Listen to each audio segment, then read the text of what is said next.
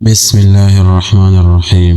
محترم ناظرین السلام علیکم۔ آج کے اس ویڈیو میں ہم ایک بادشاہ کا واقعہ بیان کریں گے۔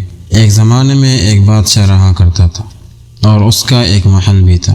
ایک دن بادشاہ کے دربار میں ایک اجنبی نوکری کی طلب کے لیے حاضر ہوا۔ قابلیت پوچھی گئی، کہا سیاسی ہوں۔ عربی میں سیاسی افہام و تفہیم سے مسئلہ حل کرنے والے معاملہ فہم کو کہتے ہیں۔ بادشاہ کے پاس سیاستدانوں کی بھرمار تھی۔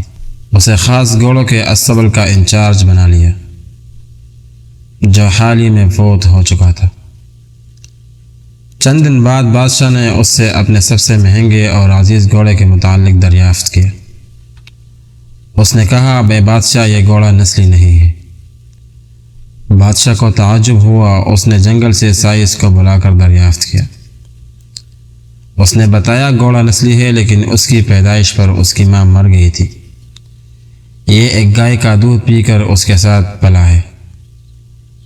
مسئول کو بلایا گیا، تم کو کیسے پتہ چلا اصیل نہیں ہے؟ اس نوکر نے کہا، جب یہ گھاس کھاتا ہے تو گایوں کی طرح سر نیچے کر کے، جبکہ نسلی گھوڑا گھاس منہ میں لے کر سر اٹھا لیتا ہے۔ بادشاہ اس کی فراست سے بہت متاثر ہوا۔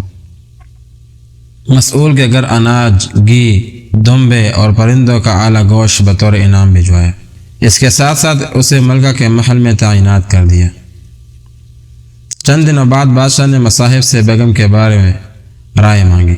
اس نے کہا، طور اطوار تو ملکہ جیسے ہیں، لیکن شہزادی نہیں ہے۔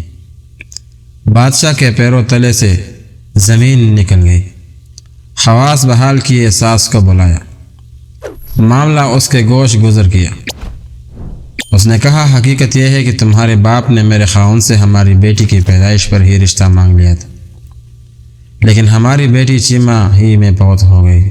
چنانچہ ہم نے تمہاری بادشاہت سے قریبی تعلقات قائم کرنے کے لیے کسی کی بچی کو اپنی بیٹی بنا لیا۔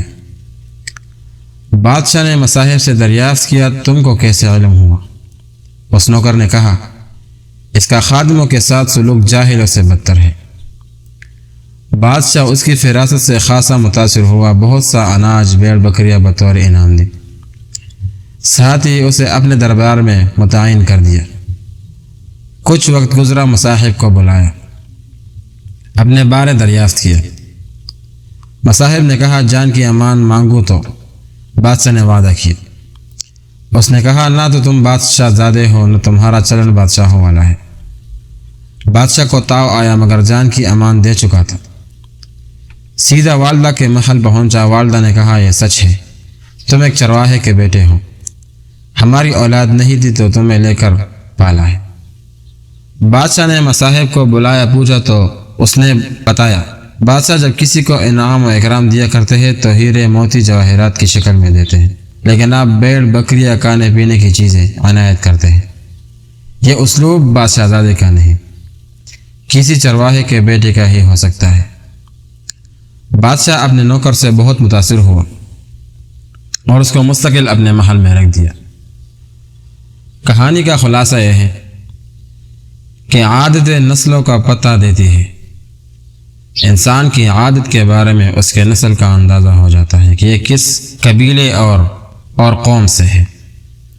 عادات، اخلاق اور طرز عمل خون اور نسل دونوں کی پہچان ہی کرا دیتے ہیں۔ محترم ناظرین، اگر یہ قصہ آپ لوگوں کو پسند آیا ہو تو پلیز ویڈیو کو لائک اور شیئر کر کے چینل کو ضرور سبسکرائب کر دیجیے۔